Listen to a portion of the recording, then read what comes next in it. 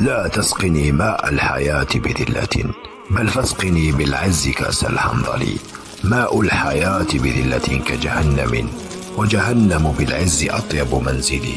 واختر لنفسك منزلا تعلو به، أو مت كريما تحت ظل القصطل. فالموت لا ينجيك من آفاته، حصن ولو شيدته بالجندل. حصاني كان دلال المنايا، فخاض غبارا وشرى وباع. وسيفي في الهيج طبيب، يداوي رأس من يشكو الصداع. أنا العبد الذي خبرت عنه، وقد عاينتني فدع السماع. ولو أرسلت رمحي مع جبان، لكان بهيبتي يلقى السباع. ملأت الأرض خوفا من حسامي، وخصمي لم يجد فيها اتساع.